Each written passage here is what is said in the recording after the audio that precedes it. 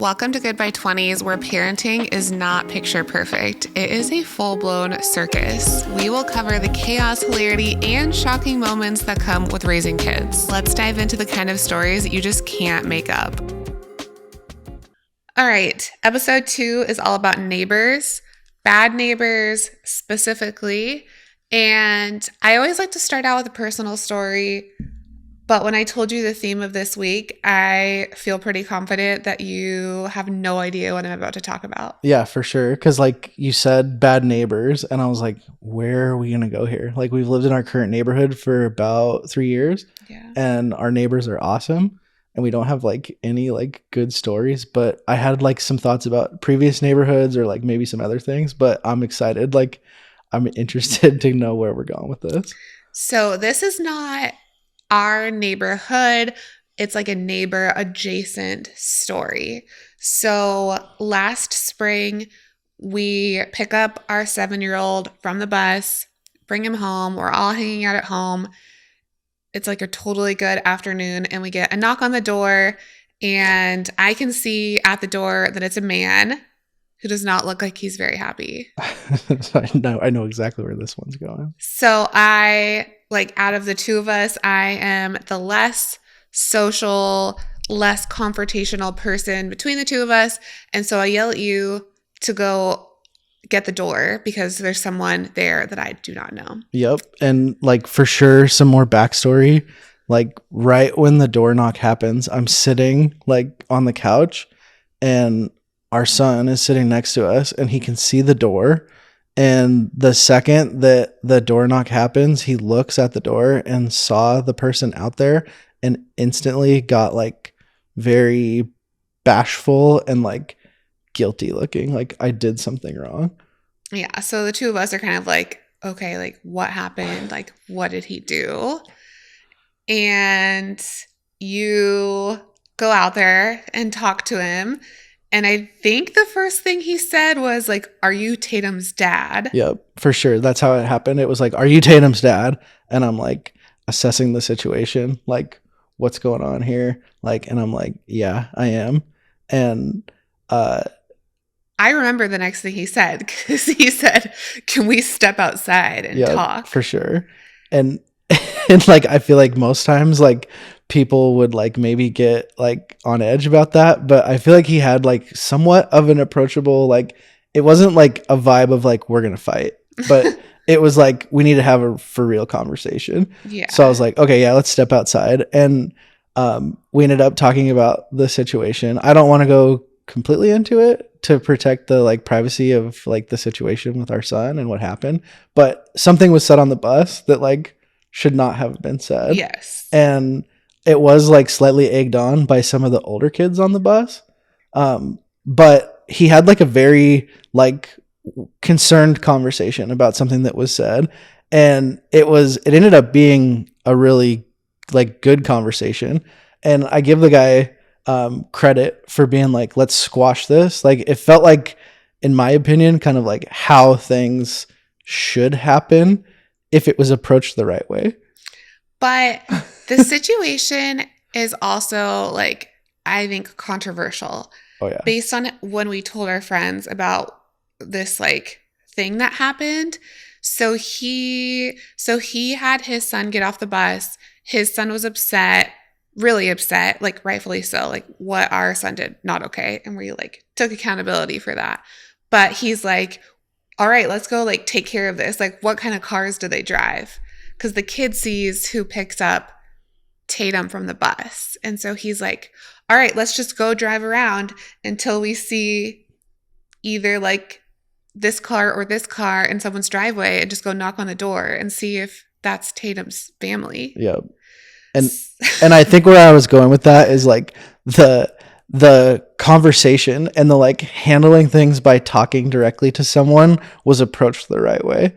The like, let's go just randomly find who this person is and go like confront them at their house definitely was a little bit crazy. Surprise. But like I did respect him for wanting to like have a conversation about it and not be like that silent parent that goes directly to the principal and like blows it out of proportion. Like I feel like more good things can come from like just like having adult conversations about something and like coming head front on that like confrontation. But definitely I'm just gonna go like blindside somebody and knock on their door is like pretty outrageous. Then the other funny part to that story is I had heard that he figured out who the other kid was, like the older kid in that situation, and was like apparently asking around to try to figure out like who this kid was and where he lived so he could go do the same thing to another parent. But like also like luckily we're pretty reasonable because also like if you're going and blindsiding someone like that, like they could not have approached it or like we could not have received that the way we did. Like it could have gone really bad. Yeah. You're putting yourself in a weird situation. Yeah. Like, and I mean, in the long run, the conversation fixed the problem, but definitely it was a controversial take. And we told our friends like, wow, this just happened. They're like, what? Like they just showed up at your house and like, that's not appropriate. The first story I want to talk about from TikTok is something that's still going on, a feud between neighbors involving kids. This has been going on for 2 years. It's an 85-part series. 2 years, 85 total videos. Yeah. And she has like, most of the videos have like between 2 and 5 million views. So people are very invested in this story. She has like 650,000 followers, I think solely based because of this story, like following along to see what's going to happen and what's going to be the conclusion of this feud between neighbors. So like the shortened story, obviously, because we're taking 85 parts down to like just a summary, but it's in Louisiana. This family with 2 boys, like older boys, moves into a house on a slough. So like kind of like a slow river that rises and falls with like tides, I think. Yeah. So they move into this house, super excited. It's on the water. Her like kids want to like take their little boat out and go fishing and like be in the water. And within not that long of them moving in, this neighbor is like hardcore on them that her kids can't be in the water, that where they're fishing is on her land. Oh, a good a property dispute. Like yes. But like they're in the water. So I don't think you get to own water. No, you definitely. There's like there's a navigable waters like act that says like how that works, and it's like it works across like the whole US that dictates like you don't own water. Like you can have rights to like a portion of the beach, but like there's like feet and like it's very dictated. Like so this neighbor is like so upset that these boys are in the water on her land and ends up calling the police on them time and time again, reporting them for being on her land. So like a full-on Karen situation. Yeah. Like so eventually this neighbor decides to build a fence in the water. Like out to the water? No. The fence is in the water. Wow. So it's this fence that's probably like, I don't know, like half a football field, like a chain link fence that juts out into the water. Which can't be cheap. Like fences are expensive in the first place, but figuring out like how to like anchor a fence into like water, like, and I think they waited for the tide to like go down. Okay. And so then they could put the fence in and then the tides come back in. Okay. And so like sometimes this fence is completely underwater based on the tides. But like most of the time you can see a chain link fence that goes like out into this like river, slough, like water situation. So then this fence like blocks where the kids can put the boat in. Like there's a boat launch. Yep. And so it like blocks them from being able to access the boat launch. So they can't fish anymore. So they're still like in this big dispute, like screaming at each other from their houses. just like a very intense situation. Oh yeah. Police are involved. Fish and wildlife is involved because it's illegal to put a fence like in the water. For sure. And also like not safe. Like if you're driving a boat, like you're not expecting there to be a fence just like randomly in the water. Yeah, that's very, very dangerous. So this neighbor that moved in that has the 2 boys ends up getting the permits and like a huge excavator and bulldozer to dig a channel right next to where she put the fence in. And so the channel kind of extends the slough where they can launch their boat in still. So like created their own access point. Yes. It's like not on her land. Yes. And it's like literally next to this fence. And she apparently got all the permits and everything for it. Which I feel like that's like you're playing checkers and now I'm playing chess. Yeah. And I feel like that's actually the caption of some of her videos. Which is, I mean, that's really the perfect way to put it. Like, Yeah. okay, you want to put a fence up? Like, let's one up that with like an actual strategic like move that the cops aren't going to do anything about. Yeah. So then this lady decides to go to her HOA to complain. And the line that she puts on the HOA like bulletin is like report of burglary or something along those lines. And she's claiming that with the neighbor digging this channel, she stole their dirt. Okay. Yeah. So I think the HOA like didn't do anything about it because that's silly. And eventually it's come to this point where in the last week they've been in court. Oh yeah. Like I think they're suing each other. It could be like a civil lawsuit, like for property infringement is probably what they're trying to do. Yes. And I think from what I understand, the neighbor that moved in that dug the channel that has the kids is being represented by Fish and Wildlife because like they have all the permits. Yes. And like so yeah. So I don't think she has to pay. I don't think. No. But then this neighbor that's so mad like does have to like have an attorney and she's like spending all this money to sue. Yeah, and her hope is like I'm going to win and then Fish and Wildlife will have to pay her attorney fees, but it sounds like she's probably not got a very strong case. No, and apparently she's gone through 3 attorneys through this process. So yeah, I feel like property disputes are like by far the craziest like neighbor ones. Like I listen to a lot of like true crime podcasts and there's like, I would say like 1 in every like 5 true crime podcasts is like, well, this person had like a dispute with their neighbor and this is how it started. And then someone got killed. Like, what? Really? Oh yeah. All the time. Like that. I think that's like one of like the biggest, like things that causes like huge temper flare-ups. Like, and the only thing that fixes that type of a situation is like one of them has to move.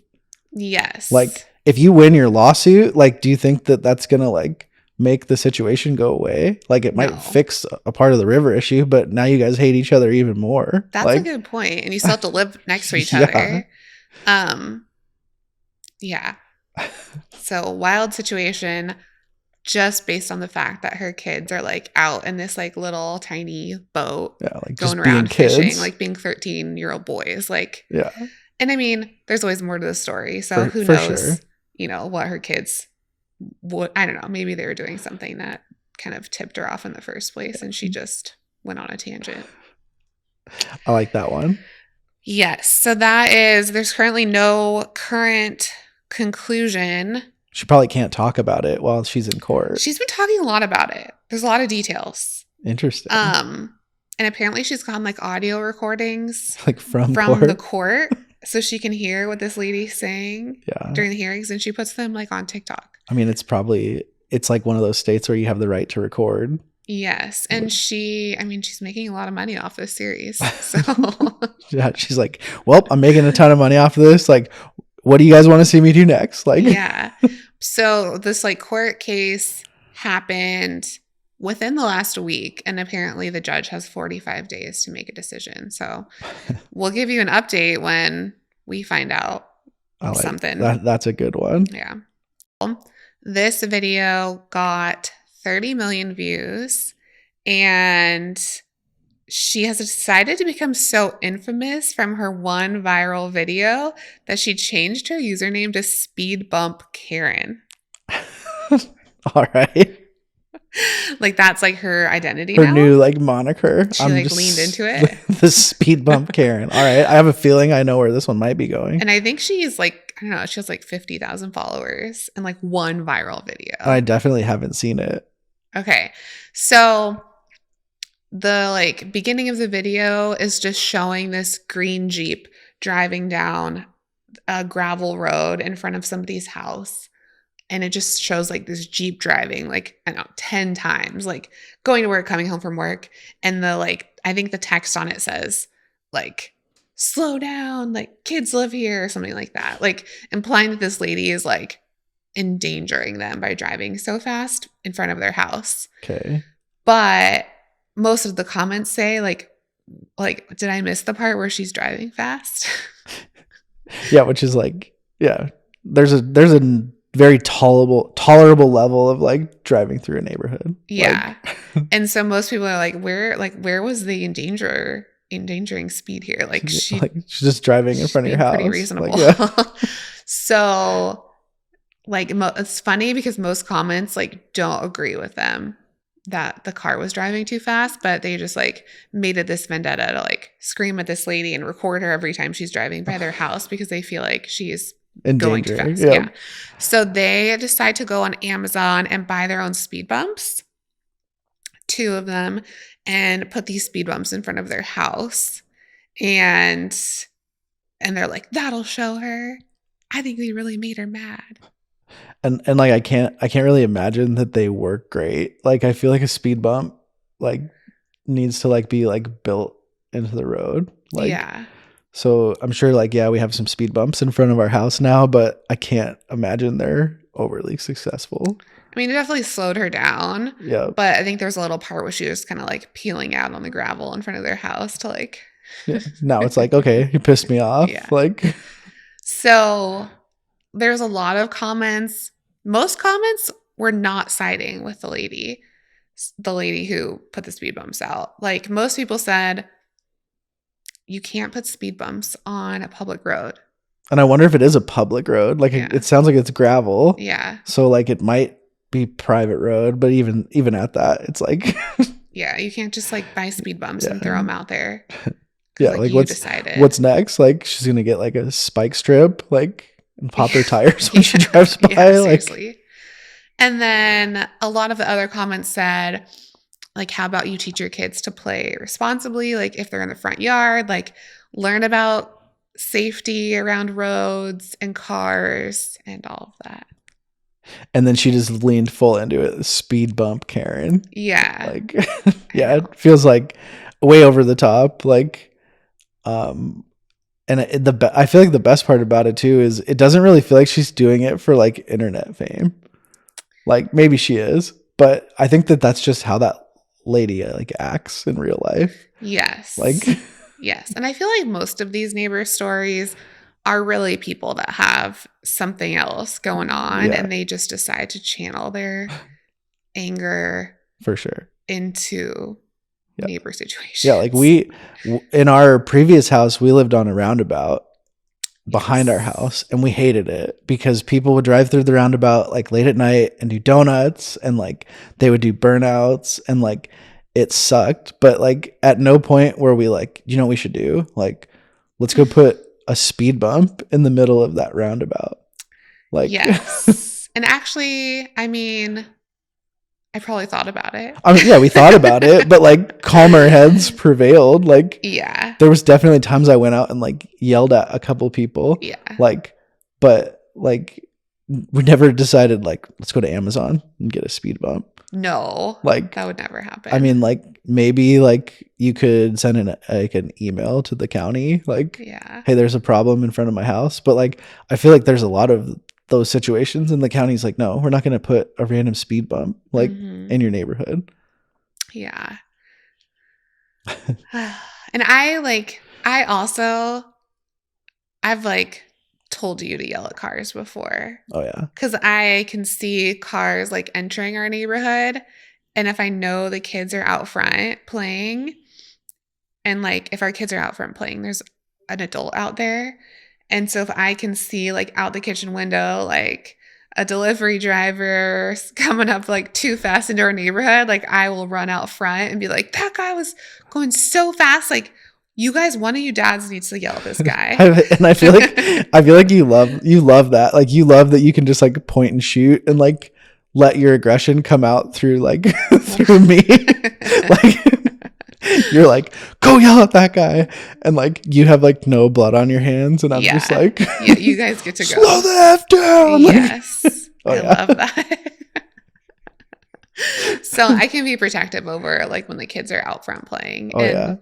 And like I see someone. And like coming from like the dad point of view, like especially when there's like other dads out front, like you're not gonna like not accept that challenge. Yeah. Like, oh yeah, I'm gonna go yell at that guy. Like you can't be like, no, he really wasn't going that fast. Like and I think I've told other dads to yell at people before too. For sure. Like if you're not out there and another dad is out there kind of hanging with the kids, like I will also still go out and be like, you need to tell that guy the business. Like, oh yeah, that's not okay in our neighborhood. For sure.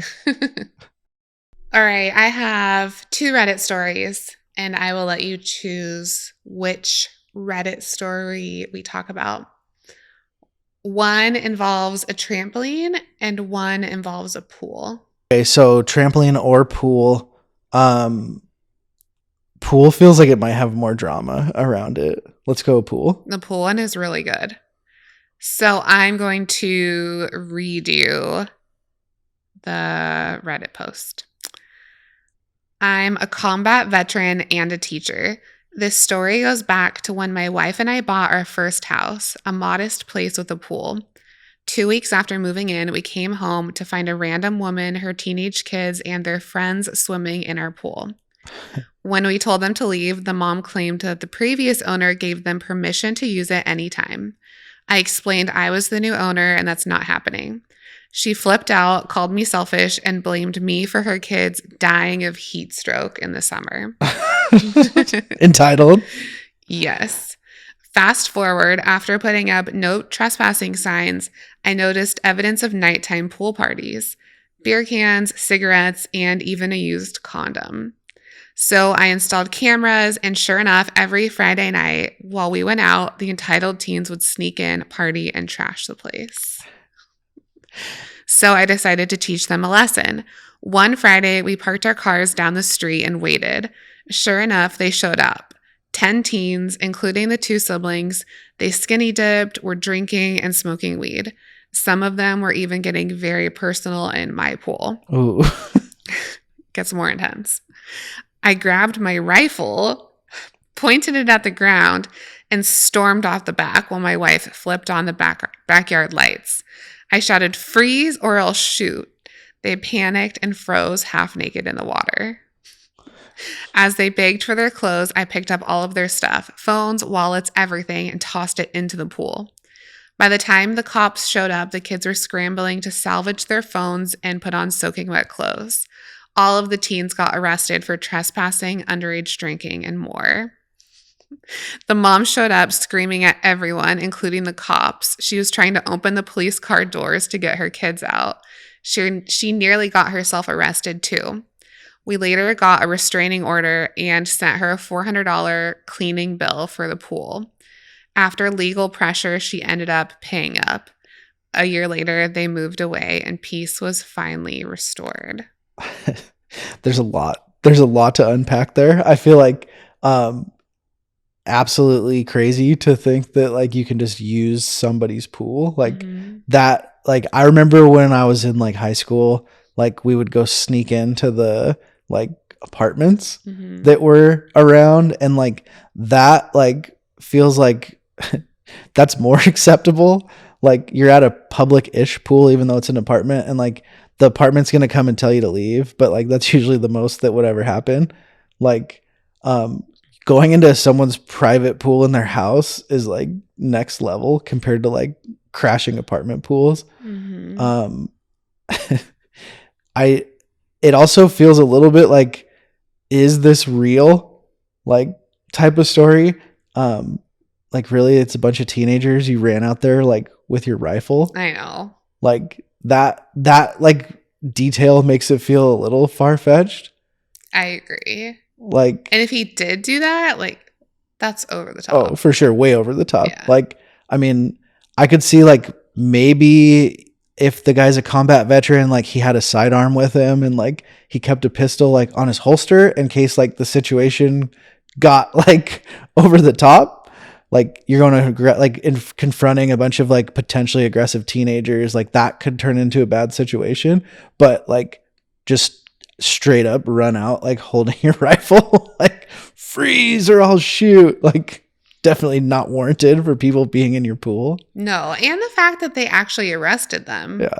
And in the fact of like knowing that they're like, you know who's in your pool. Like not like you came home and you heard noises in your backyard. Like you know it's the kids that you've continually been watching on your videos. Yeah. Like yeah. And I feel like you could have used the camera footage to still like even if they ran away. Yeah. And you could only like, I don't know, hold like a few of them accountable. You still had camera footage. Yeah. That you probably could have done something with. Yeah. And like, yeah, the arresting feels over the top as well. Like I feel like normally when you get trespassed, they just like tell you have to get off the property. Yeah. Like maybe they arrested him for underage drinking, but even at that, like the mom was there. And usually like I remember when I would go to like high school parties or anything, like you'd get like an MIP and like they would like have your parents come pick you up. Like it was a very rare occurrence that they would like take you to jail for like underage drinking or like trespassing. So who knows if the story is fully real or not, but the people of Reddit loved it. Oh, I'm sure. Everyone was agreeing with this guy in the comments. Yeah. My favorite comment said, "There's nothing better than a cold, calculated revenge on entitled people." Yeah. I mean, it is a good story and they are in the wrong. Yes. So that's all the stories I have. I feel like those were some pretty good bad neighbor stories involving kids. Yeah. From the internet this week. Yeah. I'm very interested to see what happens with that court case. Yeah. I'm like hooked. I'm definitely hooked on the court case. I feel like I want to go watch some of the YouTube, like the TikTok videos now.